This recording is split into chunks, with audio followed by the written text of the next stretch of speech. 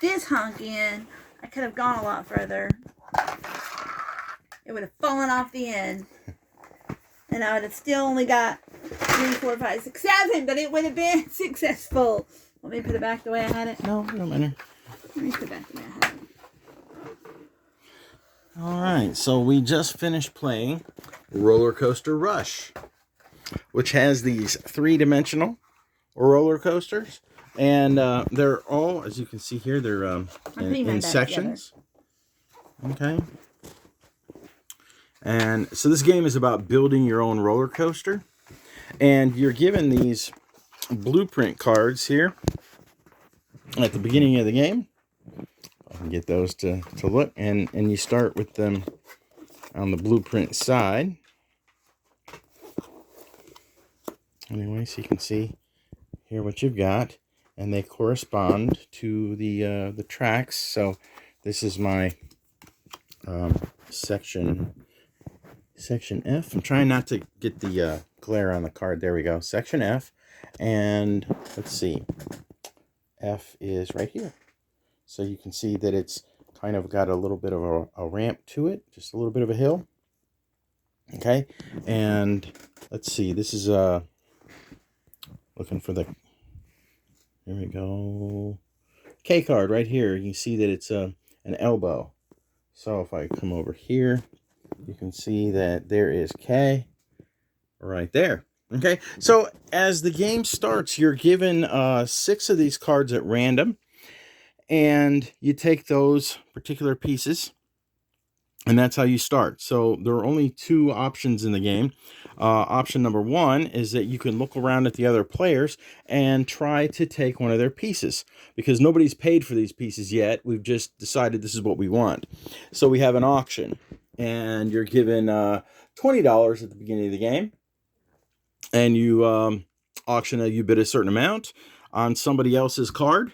So maybe I like Deanna has a maybe this D section right here is what I want. It's big, long, tall hill, and the number of flags on it represent the number of victory points that you will get at the end of the game if your marble can go across that. So maybe I want, because that has a lot of victory points, maybe I want the D. So we would take her D card over here and set it up for auction. I'll bid, she will bid, and whoever bids the highest gets it. So if I get it, I get to take her piece, add it to my roller coaster wherever I want, and we take that card and flip it from the blueprint side to the constructed side. And that means nobody can bid on that again. It's mine, I paid for it, and it's safe. So nobody can take that out of my roller coaster. And you play until all of the pieces of the roller coaster have been bid on, and they're all constructed. There's one other thing that you can do during the game. Another thing other than starting an auction with somebody is you can demo your roller coaster for investors. So you have this investor card here. It starts uninterested. They're not really interested in seeing your roller coaster in the beginning of the game. But once you have taken a new piece and added it to your track, or if a piece has been taken from your track, then it has changed. And now investors want to see how it will work. So once you've lost a piece or you've gained one, you get to flip this over to the interested side. So at that point, on your turn, you may decide to demo your coaster. So what you'll do is put that up there, and you will see how many pieces of track it'll go through. So that was 1, 2, and 3. So I couldn't get it up this one. You're allowed to do it 2 times. You never know if one run might be better than another. So there's my 2 runs. It passed 3 pieces of track, so I would get $3 here, and my turn's over. So those are the 2 things that you can do. If somebody takes one of your pieces of track, you are allowed to completely disassemble your roller coaster and reassemble it however you'd like. So as you're demoing and you find out things like, oh, it'll go this far, but it won't go up this hill, maybe I want to try to steal maybe this circular piece here because it's not going up a hill anymore. I think that my marble has run out of energy by the time it gets here. So it won't be going up any more hills. So I'm probably going to be looking to see if I can steal something that stays on a straight path and add to my track. So I might do that. So that's what you're doing.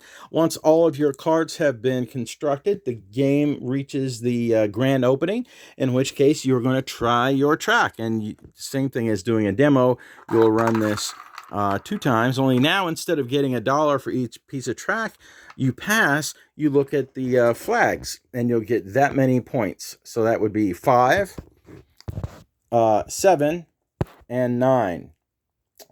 Okay, and that was my final score, was 9. Deanna only managed to get past 2 pieces of track, so she had her 5, and then she got across this one here, which was 2. It did not make it up this next hill, so she had 7. And that's the game. What did you think? I think I liked it. I think I should have had another. I think you should get another turn to rearrange it before the final thing.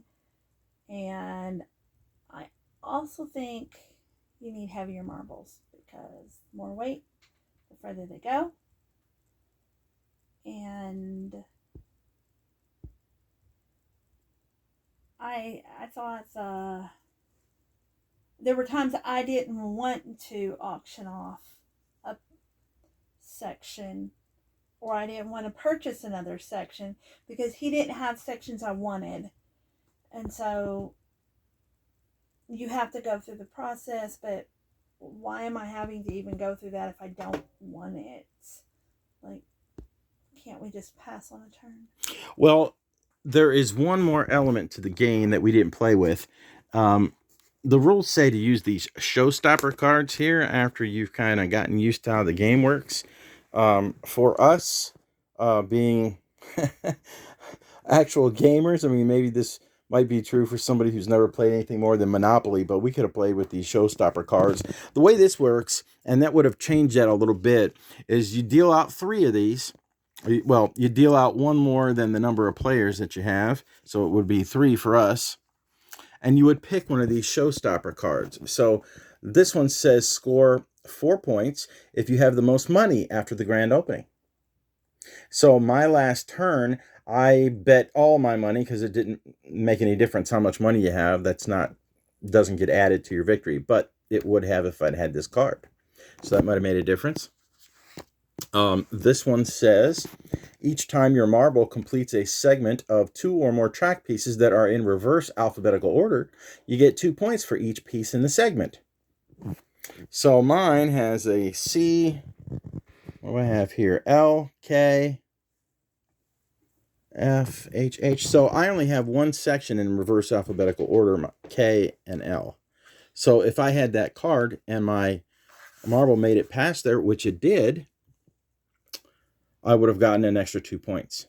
But that these 2 are in reverse order, but mine only got but to you didn't, here. Okay. But that kind of a card, if I had from the beginning of the game, I would be trying to construct my roller coaster in such a way that it matches that one. Made it a little more interesting, I think. Yeah, and this one says if you have the shortest coaster, score 4 points. For each track piece shorter your coaster is than the next shortest coaster. So, in ours are the same. They're the same? Okay. But you had a really, really long coaster at one point. At one point, I did. He only had like 5 pieces, and I was sitting over here with I don't know how many. It's crazy. So those are things that might have made this a little different. I think we need to use ball bearings. Those would be nice and heavy. We could take them out of another game. Try that. Each time your marble completes a segment of 2 or more track pieces that increase by a point each, score 2 points for each piece in that segment. Look at a few more here.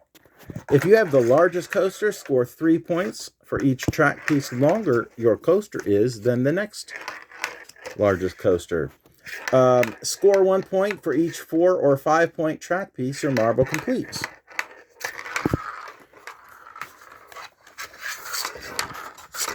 Each time your marble completes a segment of 2 identical track pieces, score 3 points. So, like, if mine would have passed that and that. Mine did that. No, it didn't. These look the same, but I guess the reverse. It would be like So it's an like L and a G K. and G here. Yeah. Or so your you have, H and H. right, which means I might have tried to put the H and H to the front to get those extra points. That would have given me, you know, and well, I didn't need them because I won anyway. But these are things. Go over them. Yeah, these are things that just to kind of help you figure out how, or guide you, I guess, and how to put your track together. Oh, after your marble completes an I or J track piece, score double points for each additional track piece it completes.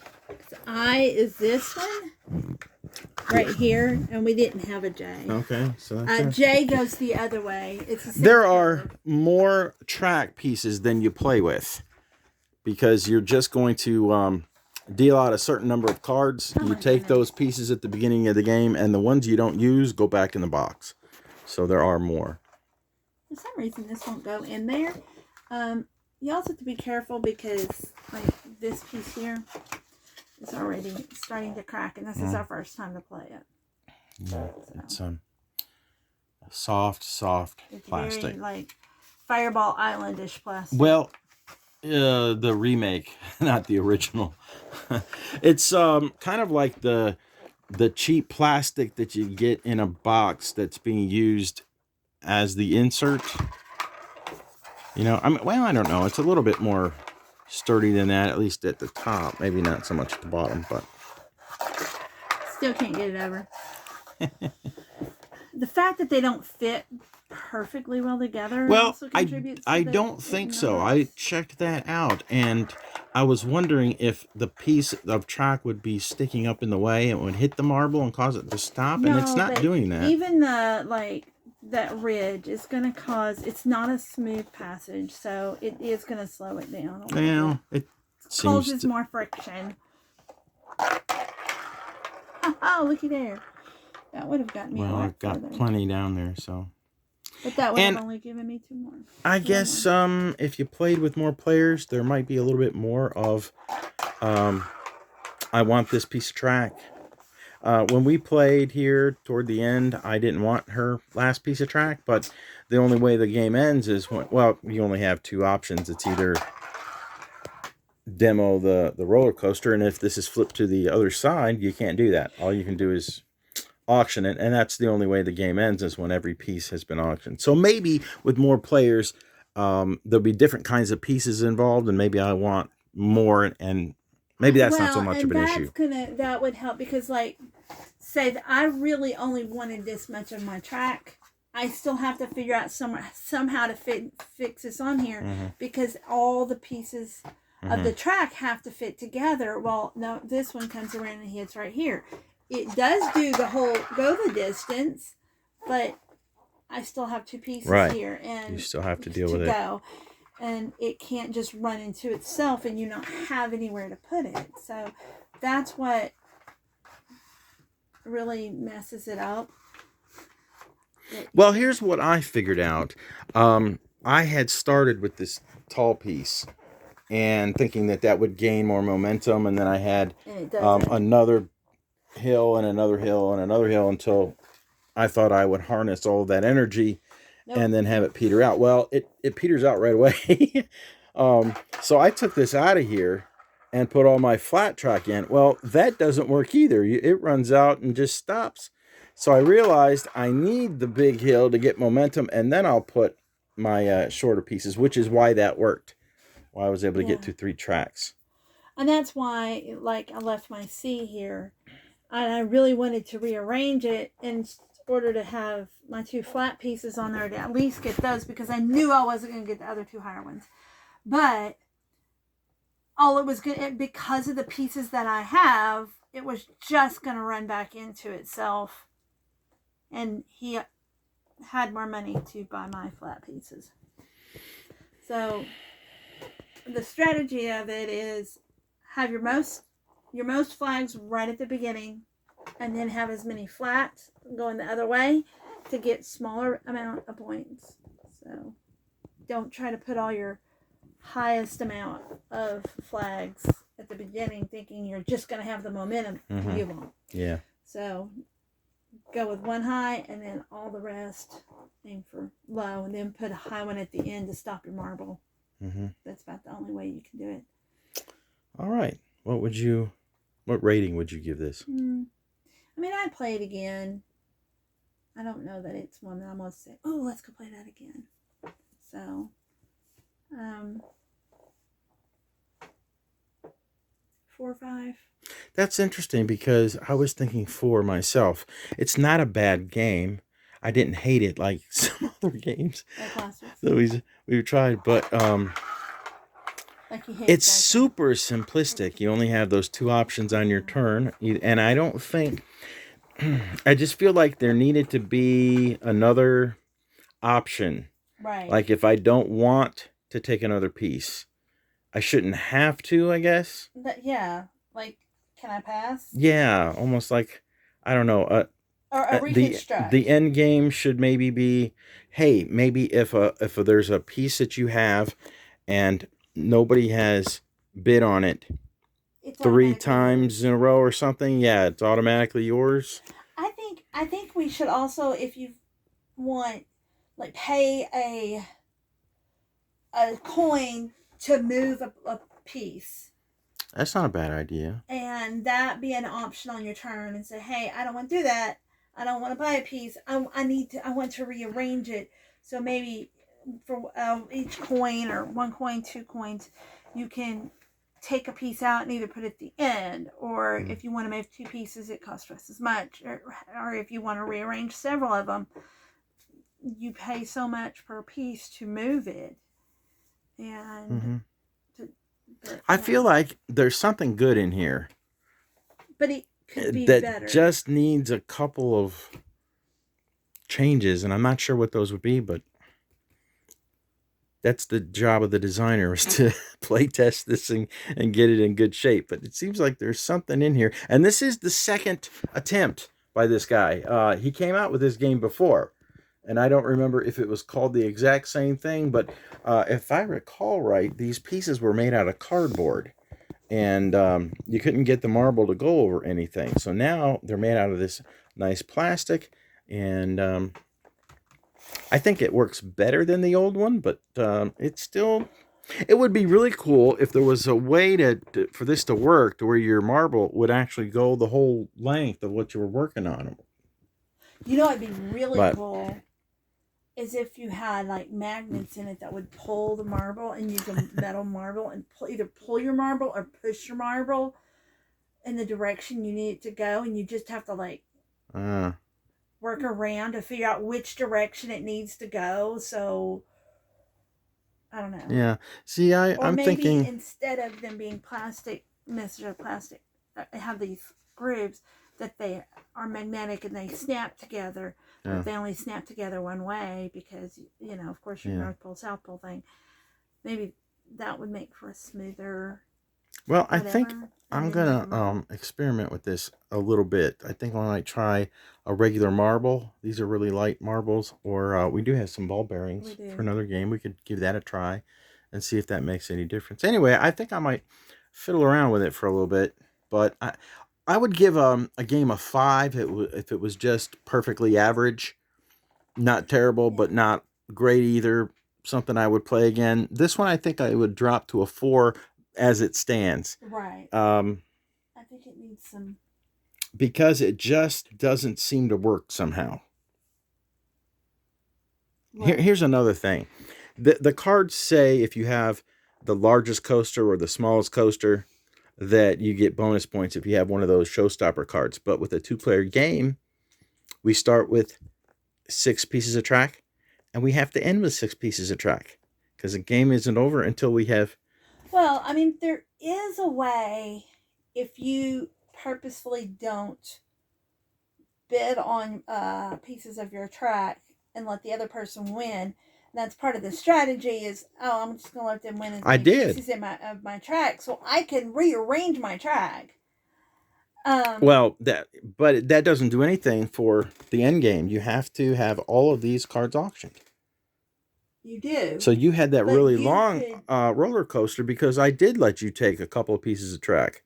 Mm-hmm. But it all evens up at the end. It did. I don't know if it always would, but Well, if you had more players, okay, say you've got 4 people playing, and if we're all taking things from the different other 2 people players,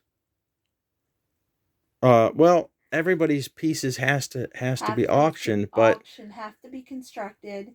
they could, the people winning the auction, it could be 1 or 2 other people doing it. It wouldn't necessarily be even. So I think that the 2-player game, at least with the showstopper cards, Um, doesn't work quite right. I wonder if you chose, if there was another option on your turn to, I'm not going to put this into my coaster right now. I can hold it, and then the next turn I'm able to put it into the coaster rather than at the set place. Don't you have to put it on the end, or? No, you can put it anywhere, but you can't rearrange your coaster, so I can insert it at any spot that I want. Okay. Yeah, good idea for a game. I like the 3D look and everything. It just doesn't quite work for us. So I'm going to give it a 4. You said a 4 or a 5? I'm going to go with a 4.5. 4.5. All right. Well, I tried to do something that I thought we would both really like this week after that Dice Realms. Yeah, it did kind of fall flat. I'm sorry about that. But after I have fiddled with it a little bit, if I haven't improved it, I think we'll just go ahead and get rid of this one and make room for more. That's all we need, right? That's kind of like what we're doing right now. We're playing our games on our shelf of shame, as it's called. Oh, I don't believe in calling it that. Shelf of opportunity. Since we live in the land of opportunity, why not make it our shelf of opportunity?